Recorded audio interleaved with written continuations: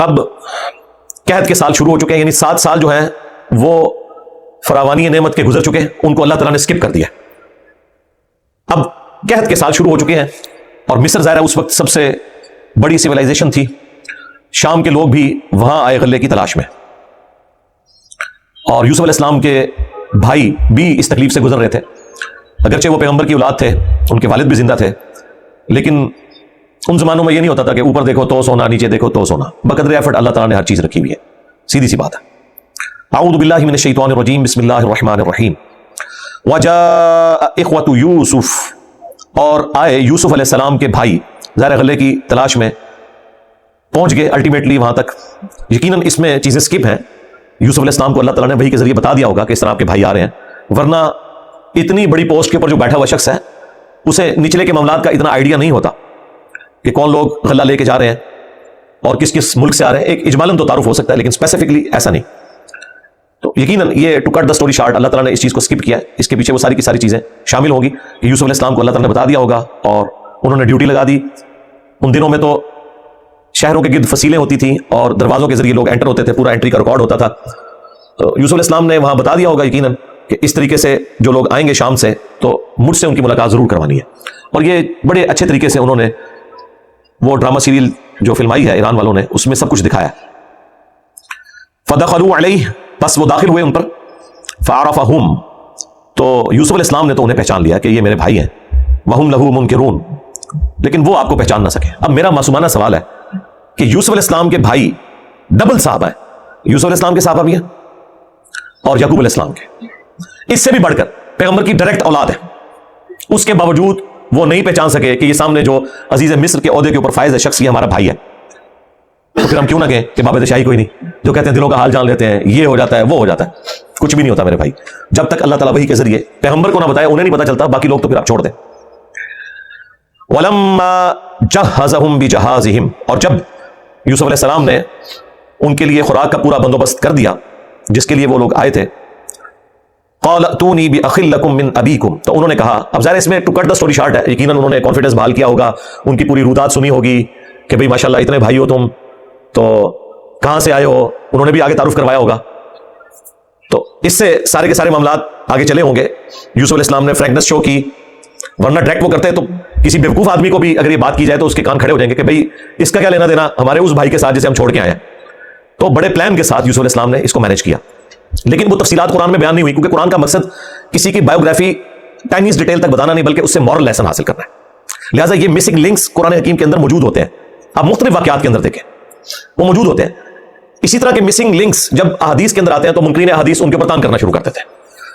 تو نعوذ باللہ من ذالک اس قسم کا تان پھر قرآن پاک کے واقعات کے اوپر بھی ہو سکتا ہے۔ اگر کوئی شخص جان بوجھ کے بے ایمانی پر اترا ہو تو اس طرح کے تان وہ کر سکتا ہے کہ بھئی پوری مصر کی حکومت کے اندر جب فرعون نے یہ ڈیوٹی لگائی ہوئی ہے کہ کسی کے گھر بھی لڑکا پیدا ہوگا اسے قتل کیا جائے گا، تو موسیٰ علیہ السلام کیسے بچ گئے؟ صرف اتنا کافی نہیں ہے بتانا کہ ان کی والدہ کو اللہ تعالیٰ نے وحی کی، اس زمانے میں غیر انبیاء پہ بھی وحی ہوتی تھی، اور انہوں نے ان کو پانی میں ڈال دیا۔ بھئی جب ان کی بہن وہاں پہنچی تو فرعونیوں کو یہ خیال نہیں آیا کہ یہی عورت پیچھے کیوں آئی ہے، اور اس کی جو والدہ ہے اسی کا دودھ کیوں اس کے لیے میچ کر گیا، پلس دودھ تو بغیر اولاد کے آتا نہیں ہے، اس زمانے میں تو اس قسم کے کوئی میڈیکل علاج تو نہیں تھے جس کے ذریعے آپ مصنوعی طور پر دودھ اتار لیں، تو فرعونیوں نے نہیں پوچھا ہوگا کہ بھئی تیرا جو یہ دودھ اترا ہے تو تیری اپنی اولاد کدھر گئی جو پیدا ہوئی تھی، تو اس کا کیا جواب دیا ہوگا انہوں نے۔ یہ سارے مسنگ لنکس ہیں قرآن میں، لیکن یقیناً یہ اللہ تعالیٰ نے موازنہ طور پر موسیٰ علیہ السلام کی حفاظت فرمائی، اس میں کچھ ہوا ہوگا جس کی وجہ سے ان سے یہ ساری چیزیں اوور لک ہو گئی۔ یہاں پہ بھی مسنگ لنکس ہیں، لیکن یقیناً اسی طریقے سے انہوں نے کانفیڈنس بحال کیا، تو انہوں نے کہا کہ قال اتونی بأخ لکم من ابیکم، کہ اب جب اگلی دفعہ آؤ گے، ظاہر یوسف علیہ السلام کو تو یہ پتا ہے کہ یہ 7 سال اب انہوں نے تکلیف قید سالی کی کاٹنی ہے، تو اگلی دفعہ جب آؤ گے اگر وہ یہ بھی ڈائریکٹلی کہتے ہیں نا کہ اگلی دفعہ تو تم نے آنا ہی ہے، تو پھر بھی ان کے کان کھڑے ہو جاتے ہیں کہ اسے کیسے پتا ہے کہ اگلے سال پھر قید ہوگا، کیونکہ یہ تو کسی وحی میں نازل نہیں ہوا تھا کہ 7 سال قید ہونے ہیں، وہ تو بادشاہ کا وہاں خواب تھا اور یہ سارے معاملات تھے، تو انہوں نے یقیناً اسی طریقے سے بات کی ہوگی کہ نیکسٹ بھی کبھی کوئی ایسا موقع آیا تو بھائی اس بھائی کو لے کے آنا جس کا تم ذکر کر رہے ہو، چھوٹا بھائی، تو اس کا فائدہ یہ ہوگا کہ ابھی تو یہ ہے کہ ہر ایک شخص کے بدلے 1 اونٹ کا سامان مل رہا ہے، جب وہ آئے گا تو تمہیں 1 اونٹ کا سامان فالتو مل جائے گا، یہ فائدہ ہوگا۔ تو تمہارے باپ کی نسبت کی وجہ سے جو بھائی، یعنی ماں تو چونکہ الگ تھی لہذا باپ کا ذکر کیا۔ الا ترون انی اوفی الکیل وانا خیر المنزلین، کیا تم نہیں دیکھ رہے کہ میں پیمانہ پورا بھر کر دیتا ہوں اور کتنی بہترین میں نے مہمان نوازی کی۔ تو تم اپنے اس بھائی کو بھی اگلی دفعہ لے کر آنا. اور یاد رکھنا, اور یہ بات انہوں نے غصے میں نہیں کی ہوگی جو اگلی بات ہے, یقیناً فرینکنس میں کی ہوگی. جس طرح یہاں بھی لوگ کہہ دیتے ہیں کہ بھائی اگلی بار آئے نا تو یار بچوں کو بھی ساتھ لے کے آنا, ورنہ میں نے تمہیں گھر میں انٹر نہیں ہونے دینا. لیکن جب اتنی بڑی پوسٹ کا بندہ یہ بات کر رہا ہو نا, وہ چاہے مزاح میں بھی کر رہا ہو, وہ سیریس لی جاتی ہے. فَإِن لَمْ تَأْتُونِي بِهِ, اگر تم اپنے اس بھائی کو نا اگلی دفعہ لے کر آئے, فَلَا كَيْلَ لَكُمْ عِندِي وَلَا تَقْرَبُونَ, تو دیکھنا پھر کوئی پیمانہ تمہیں میری طرف سے نہیں دیا جائے گا اور نہ اس طرح کا قرب نصیب ہوگا. ظاہر ہے کوئی اسپیشل انہوں نے ان کو گیسٹ بنایا ہوگا, تو اس قسم کا قرب تمہیں دوبارہ نہیں ملنا, میرے پاس پھر آنے کی کوئی ضرورت نہیں. قالوا سنراود عنه اباه وانا لفاعلون, تو انہوں نے کہا کہ ہم تو اس کے اوپر کوئی اختیار نہیں رکھتے, لیکن ہم ضرور مطالبہ کریں گے اس کے باپ سے, اور بے شک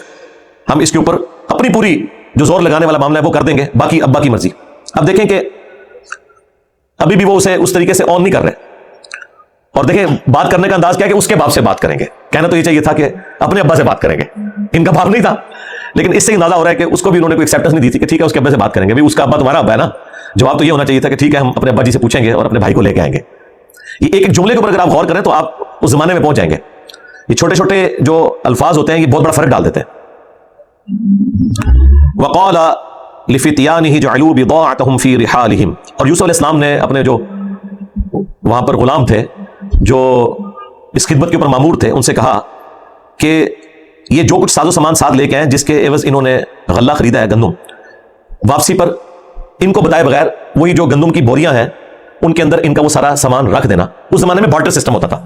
یہاں پہ یہ نہیں ذکر کہ ان کی کرنسی وہاں رکھ دینا جس کے عوض انہوں نے خریدا ہے. اس زمانے میں بارٹر سسٹم ہوتا تھا, یعنی لوگ اشیاء کے بدلے اشیاء کا لین دین کرتے تھے. اسی لیے یہاں پہ الفاظ ہے کہ جو وہ سامان لے کر آئے ہیں نا جس کے بدلے انہوں نے غلہ خریدا ہے, واپسی پہ وہ سامان ان کے غلے میں رکھ دینا. لعلہم یعرفونہا, تاکہ وہ پہچان لیں میری اس مہمان نوازی کو بھی واپسی پر. اذا انقلبوا الى اہلہم لعلہم یرجعون, جب وہ لوٹ کر اپنے گھر والوں کے پاس جائیں تو انہیں ہماری یہ شفقت بھی یاد آئے تو شاید وہ اگلی دفعہ لوٹ کر آ جائیں. یعنی یوسف علیہ السلام نے پورا انشور کیا ہے, ہر طریقے سے ان کے لیے ایک بساط بچھائی ہے کہ جاؤ گے کدھر, ایتھے ہی آؤ گے واپس.